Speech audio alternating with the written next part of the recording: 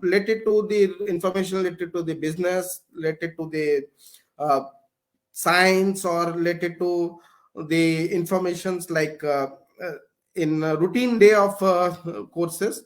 But it also changed many things, like the watches, the analog watches became digital watch, or now it's a smartwatch. Tablets, online music, online videos, smartphones, e-commerce portals came into existence, where even the money which was thought to be a physical thing now has become an e-commerce portal. So the digitalization actually increased, or you can say that changed the scenario altogether, and most of the things has changed. Many things as like today we see, we would have not thought of 20 years or 25 years back. This all credit goes to the digitalization and the digital literacy. Now, when I say digital literacy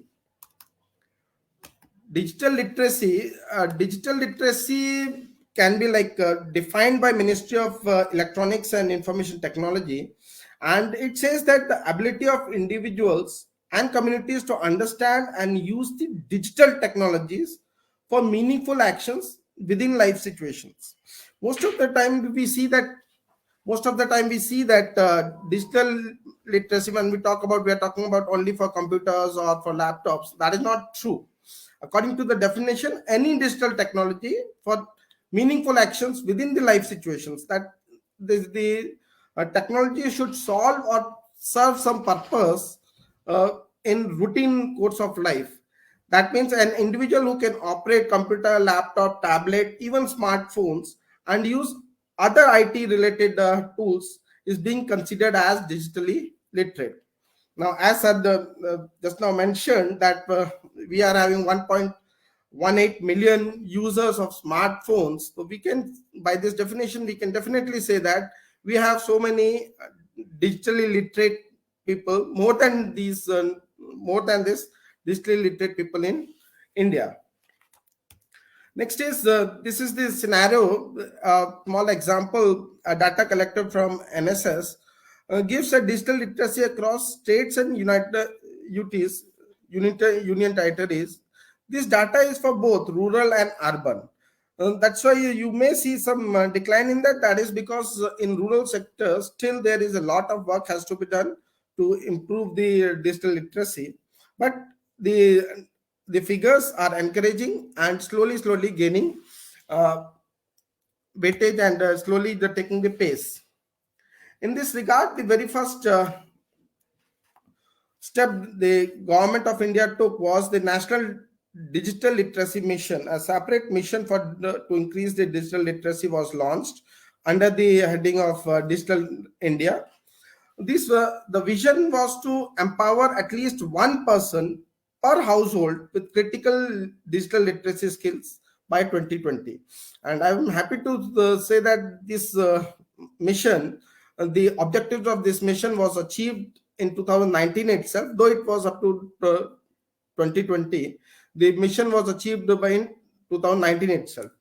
It is expected, and it got like more than 250 million individuals over the years got digitally literated by this. The government also formulated a digital Saksharta Abhiyan, that is known as Disha, or the National Digital Literacy Mission, NDLM, to benefit the e-governments and e-commerce. So a lot of work has been done by Government of India to increase the digital literacy. And in present situation, when you see this scenario in the COVID situations, you can see that the workplace rapidly shifted to digital enabled business solutions, educations, and medical consultancies going online, and contactless digital transactions being preferred. So this is the outcome of these programs initiated by Government of India. Now let us come to the next part, that is the digital literacy. What these digital literacy includes. So digital literacy is not just teaching someone computers or operating systems of mobile or laptops. It includes many things. Few things are being formulated here. That is the functional skills. It the person should be skilled enough to gain the access of the laptop or computers, so that he can use that technology in his business, in his studies, or in his routine course of businesses. Next is the critical thinking and evaluation. This is one of the aspect that to increase the critical thinking of the person. Next is the cultural and social understanding. Collaborations, more and more collaborations can be made by social media, by this. So that is also one of the objective of digital literacy. Next is the ability to find and select information. As we all know, this is an era of information. So importance of information and getting information on time will be a crucial factor for deciding many of the businesses, or deciding the pace of the success, or you can say the development. Okay, so the ability is to find and select information. Next is the creativity. This we all can see in social media platforms nowadays. So many creative videos are there, which are being like uploaded by the rural sector of the India. So the creativity is increasing. Next is the effective communication.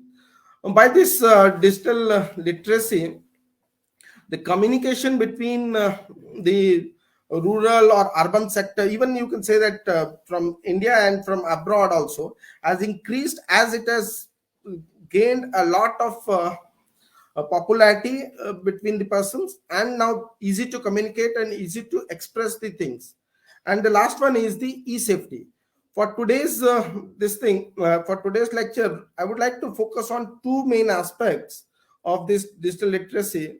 That is, first one is the social media, like how the social media can be made more effective in this mission, that is digital literacy mission. And the second thing is the e-safety.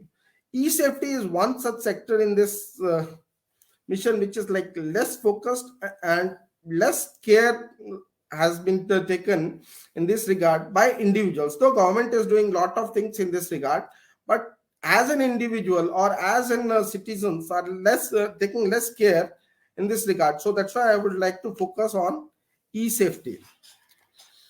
The main objectives of, you say that digital literacy, the very first thing is to understand social responsibilities. So by this, a person should understand what is his own social responsibilities.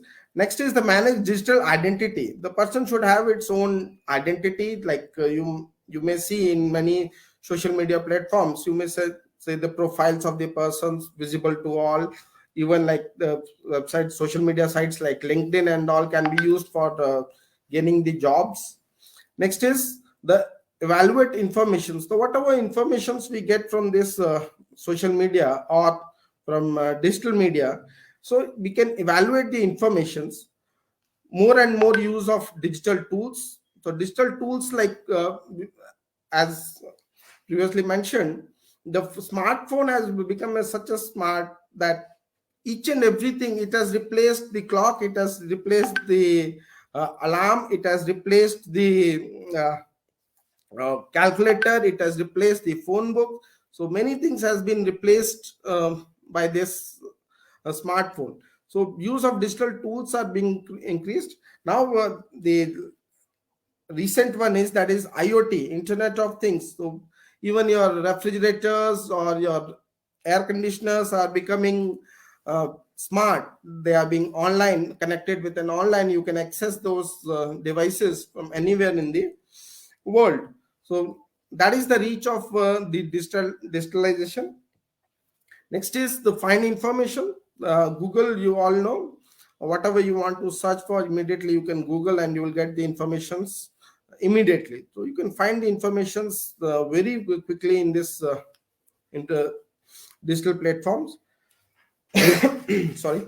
Even you can apply these informations whenever and wherever needed. And last is be safe in digital environment. So that is also important. So let us start with the two main aspects, that is the social media and e-safety.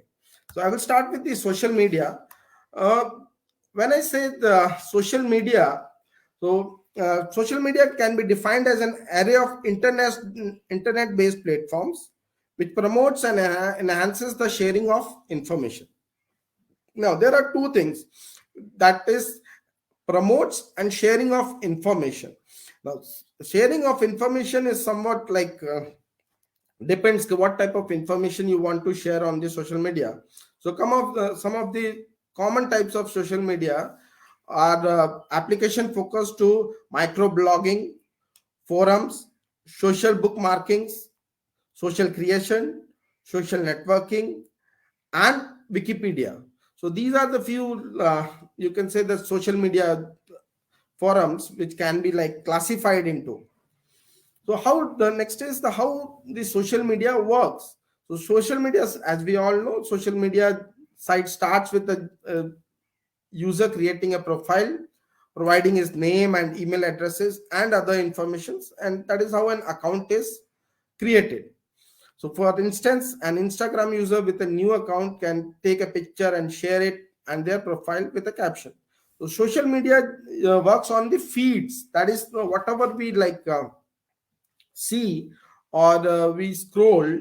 So they actually measures that feeds, and then they will suggest you that kinds of videos or that type of informations.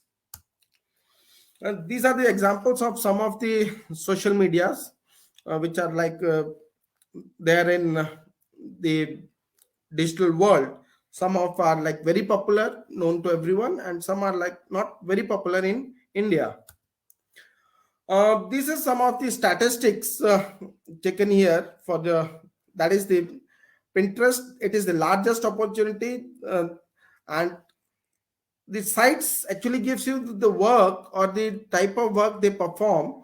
And if you see the last line, that is the users, the number of users here in this that Pinterest is 70 million active users, Twitter 560 million active users, Facebook 1 billion active users. So when we say that 1 billion active users means a user with a Facebook account have an access to actually 1 billion. He is a part of a family of 1 billion people. So there is a lot of opportunity he can avail and he can use by Facebook. Instagram 150 million, 400 million for Google accounts, and 240 million for LinkedIn. So actually the reach of the social media is vast, but the point is how we use this social media or what kind of work we are performing using this social media. Okay, we all, it's a general thinking or saying that social media is for entertainment or for sharing pictures or for sharing the informations, that's it. But no, that is the only one aspect of social media.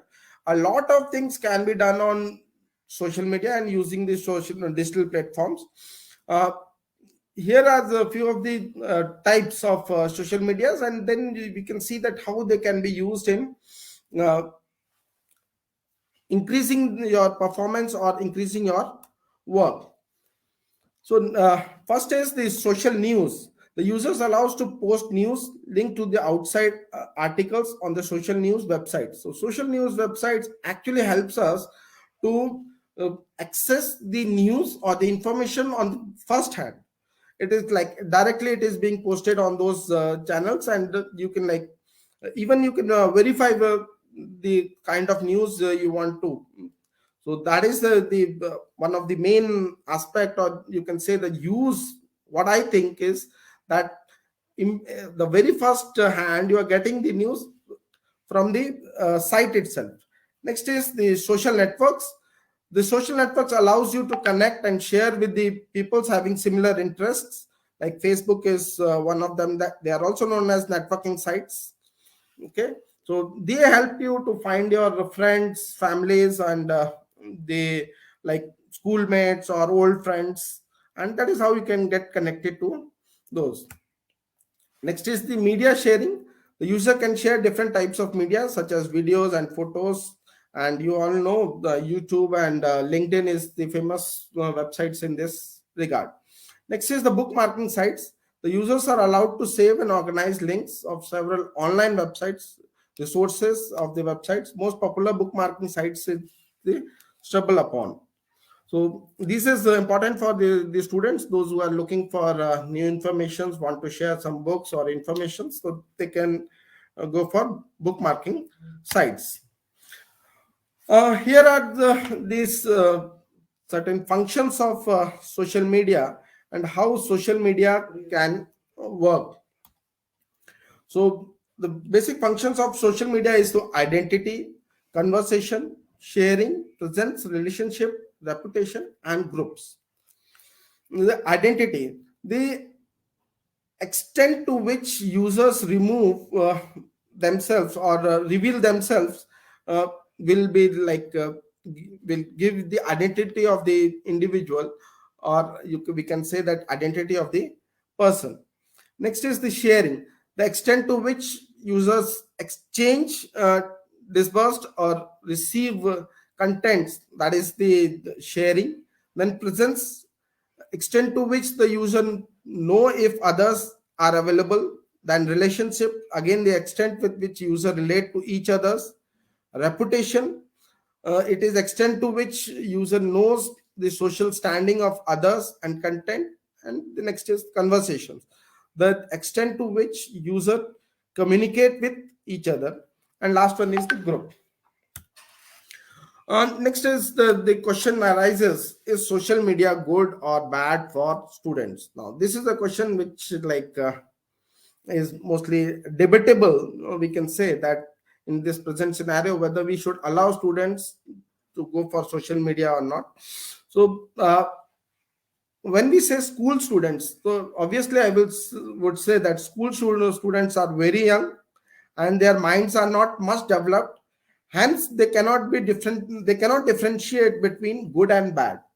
So for school students, so the use of social media should be avoided, because they can easily get influenced and distracted. It might also lead to biased, prejudiced views about people or issues they hardly have a knowledge of it.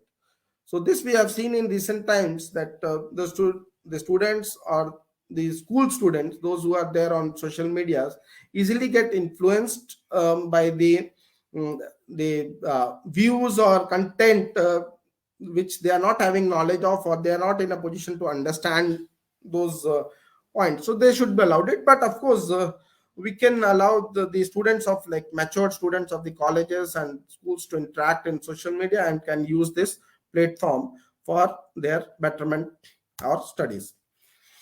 Next, one of the biggest aspect or the change that social media can bring is the business applications. Uh, Social media can change a lot if it is used in a constructive manner, especially in the big business. So, in the, as far as business is concerned, here are a few points I have listed here. One is the social media analytics, because lots of information and analysis is and data related to analysis has been put on the digital platforms or social media platforms, and these analysis can help us or help uh, the entrepreneurs, especially those who are starting their businesses or having a startups, and they can use this data to communicate or to take decisions related to their business. The most common use of social media analytics is to mine customers sentiments, to support marketing and customer service activities. So marketing and customer service activities, uh, data or surveys can be used to enhance the businesses. Next is the customer relation marketing. This can be powerful business tool, because customer relationship marketing is a you can say a targeted audience marketing. So from this social media you can get a targeted audience, and where you can communicate your product or your advertisement to that those communities, and you can market your product there, or you can establish the networking there. Next is the social media marketing takes advantages of social networks to help a company increase brand exposure and burden customer reach. Now, this is the simplest and most economic way of branding your business. Especially, I would suggest for the startups to use this platform, where with less expenditure, or you can say less revenue expenditure on marketing, you can achieve more goals, and you can expose, or you can like more increase your brand value in social media platforms. Next is the enterprise social networking. This allows the companies to connect individuals who share similar business interests or activities. So similar business activities or groups can be joined here in social media to increase the business or business activities or business relations. So these are the here I have like formulated both the advantages and disadvantages of social media. So let us see the uh, bright side first. That is the advantages of social media. Compelling and relevant content will grab the attention of potential customers and increase brand visibility. You can respond mostly. Next is the when you go for the social media, this advantage of seeing that many people without having a direct contact with them can go through your content or can see your product, so they can be your potential customers, and that will increase your brand value. Next is the traditional the social media advertising is cheaper. As I told you, it's cheaper than the traditional advertising or promotional activities. Next is the website contents by appearing is universal search results. So anyone who wants to search can easily search and can reach to the sites by this social media. But there are certain disadvantages also in this regard. That is, you will need to commit resources for managing your social media presence, responding to feedbacks, and producing. That means you have to devote time for giving the comments and contents to the individuals. Next is uh, it is the like quantify the return of investment and the value of one channel over another. So this is also a difficulty, that how you will like quantify the returns or investments. Next is the ineffective use, the using the network to push or sales without engaging the customers, or failing to respond to negative feedbacks may damage your reputation. So these are the two certain points which has to be taken while interacting with the social media also. Now let us come to the next part of this discussion, that is the e-safety. When I say e-safety, that includes many things. It includes almost all the aspects or all the platforms which can be used in digital media. It can be any digital device, it can be any website, it can be any application in your mobile. Okay, it can be any electronic device which you are using. So e-safety includes everything. Okay, so here if you see that e-safety is important for both media literacy as well as civics and citizenships. So these both includes and forms a new thing which is being covered under cyber security. Now when I say cyber includes, mostly the people think that cyber is only for internet or websites, but that is not true. Cyber security is for your mobile phones or any interaction between the internet and the device. So all these things are included in cyber security. Now next point is what we need to know. That is important, because most of the time a student or an individual is taught how to operate the computers or a device, but what not to do is also important. So here I would like to focus what not to do, and especially my concern will be on the cyber crimes or cyber securities related to the women, because in last few years we have seen that though a lot of steps has been taken in cyber security, but still the crimes against women in cyber world is going on increasing. So my focus will be on women-centric cybersecurity processes.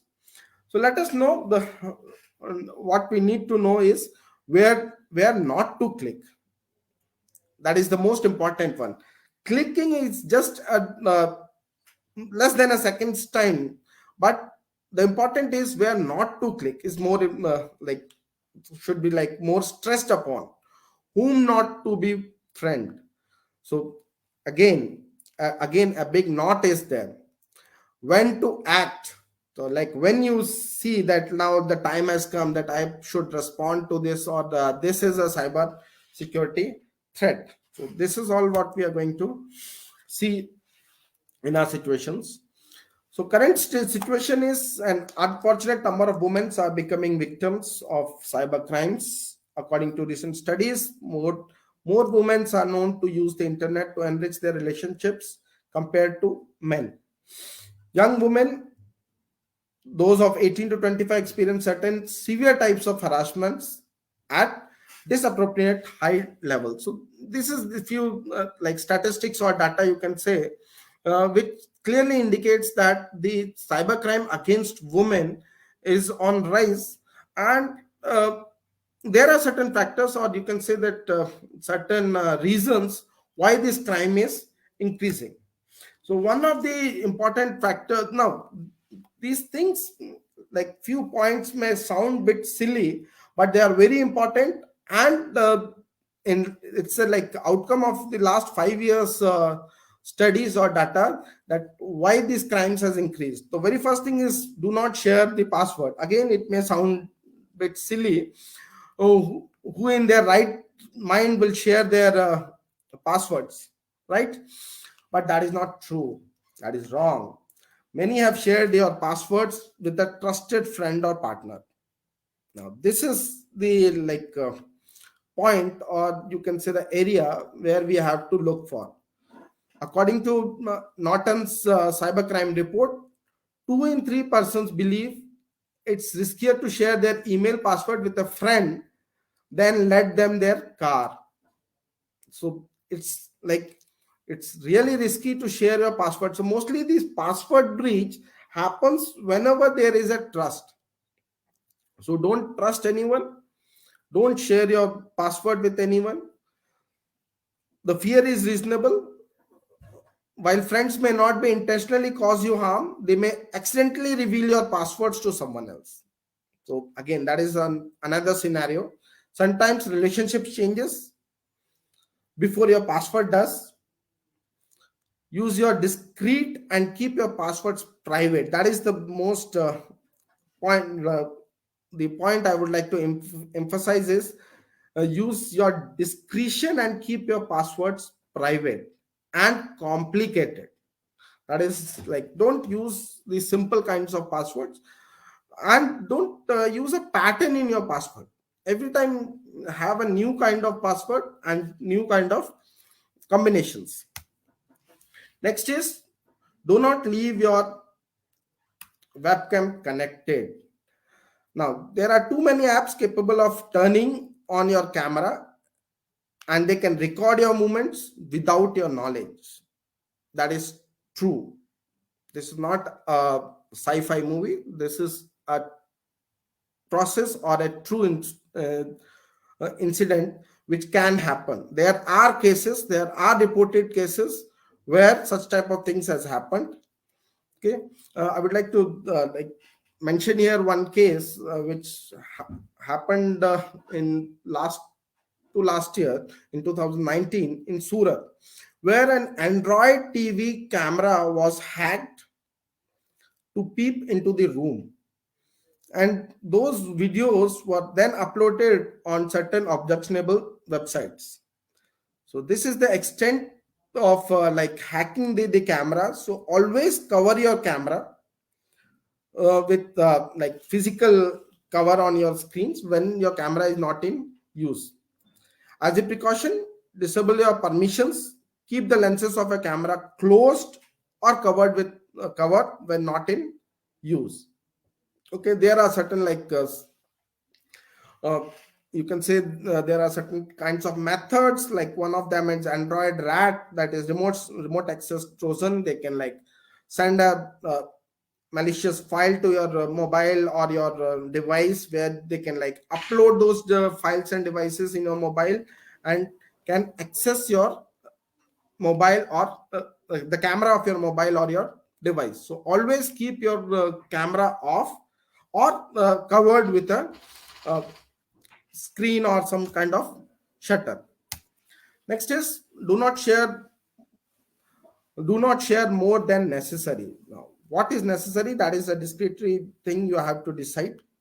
But relationships have only two shades of spectrum, I would like to say. That is, either relationships are very good or they are very bad. Even the best of the people can be swing from one end of the spectrum to the other. That is why use caution when you share intimate messages, pictures, information, and anything that has the potential to come back and embarrass you. So this is where that message comes, that do not share more than necessary. What is more than necessary is like you have to decide or you have to take care of. Next is, do not meet online acquisitions alone. Always keep your friends and family know where you are going and where you are meeting. So your family should always be informed about your activities and the persons you are going to meet. Make sure your meeting is in a crowded coffee shop or mall. Avoid meeting the unknown people in a isolated places. Okay. Next is, reveal only as much as needed.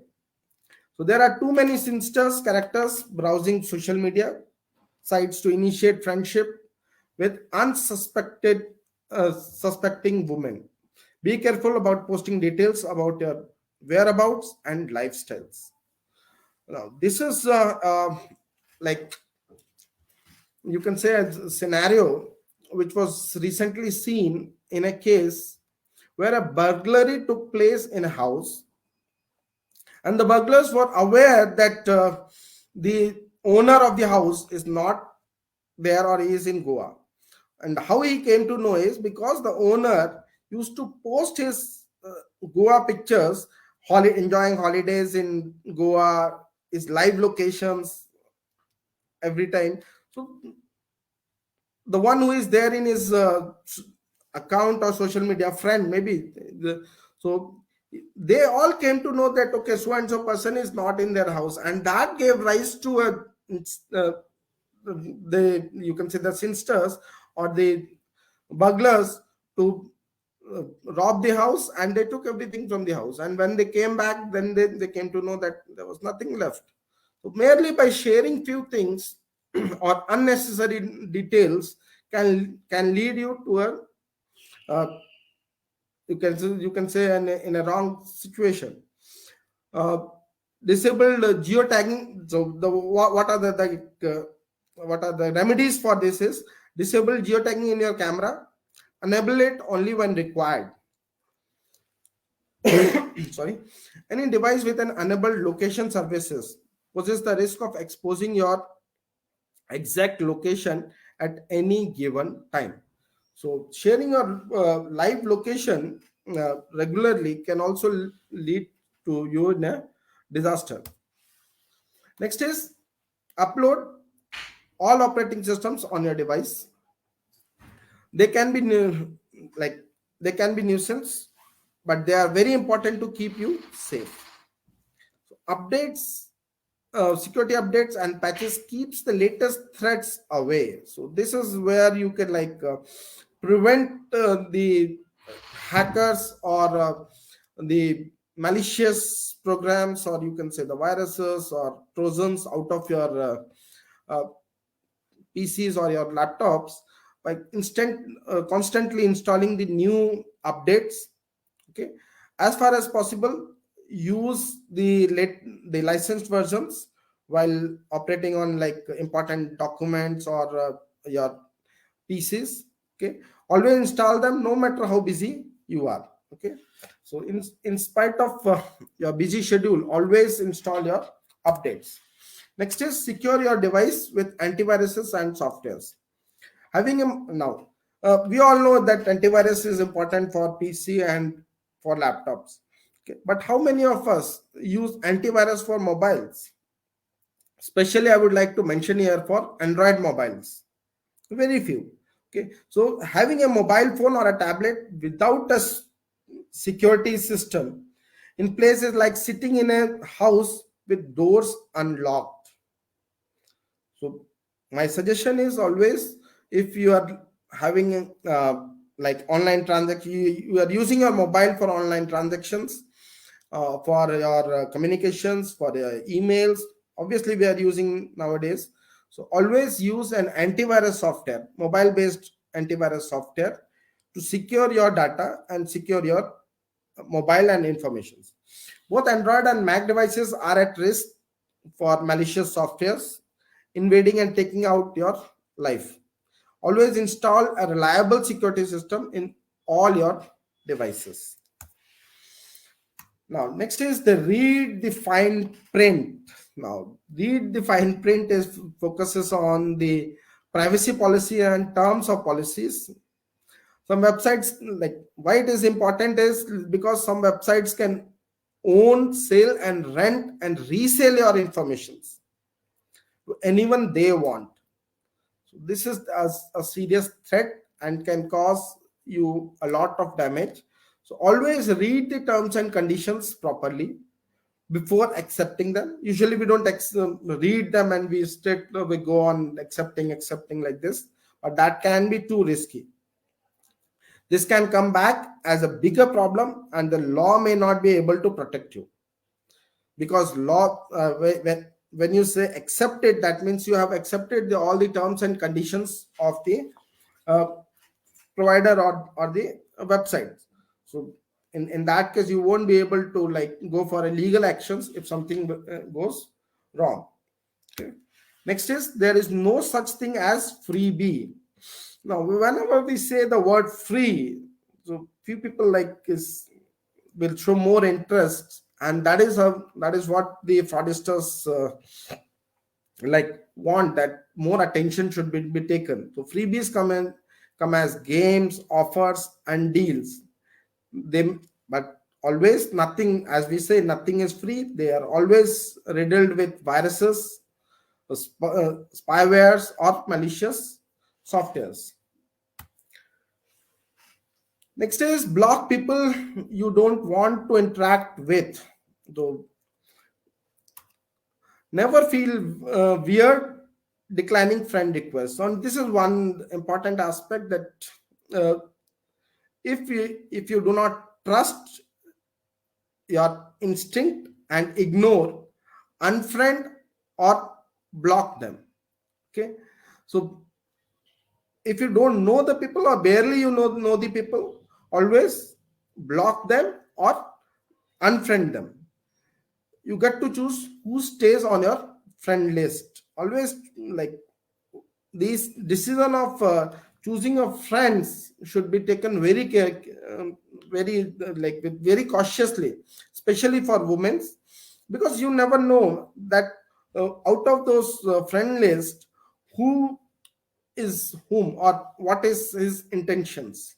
So make friends not to increase your friend list, but to like communicate or to give informations, or the persons you want to share your informations with.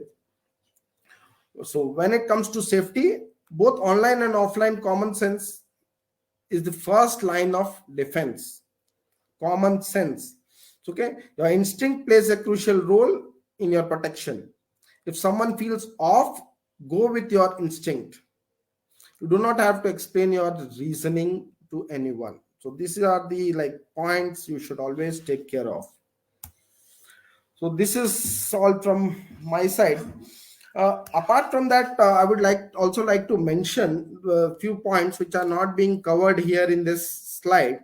That is the dealing your mobile phone, or working with your mobile phone. So one thing a woman should always take care of, whenever you give your mobile phone for repair, or to the mobile shop, always take care that the data within your mobile has been either deleted or it has been copied. So copy your data or photographs or whatever content in the mobile in a separate device, erase all the data in your mobile and then give it for repair or any kind of work. Because most of the incidences has like been noticed that the information or the leak of information comes from these kinds of shops, because they have the access of your data without your knowledge, and they can misuse that data. Next is like sharing your information or giving your mobile. Don't give your mobile to anyone for any purpose. Many of the times friends may ask you, okay, give me your mobile, I want to do some kind of work. But it's better to say no than, because what happens is, suppose someone wants to install a malicious program in your mobile, so that malicious program will ask for permissions. So if someone like intentionally wants to install that spyware or that kind of program in your mobile, so he will take your mobile, and within no time, like it will take hardly 15 to 20 seconds to install those programs and to give the permissions for those programs.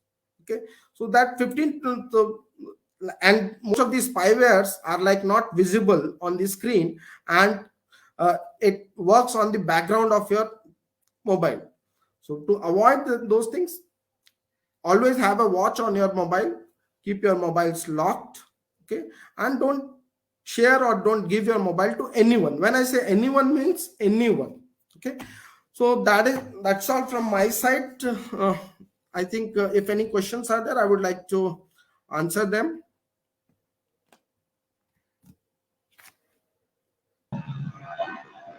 Yeah.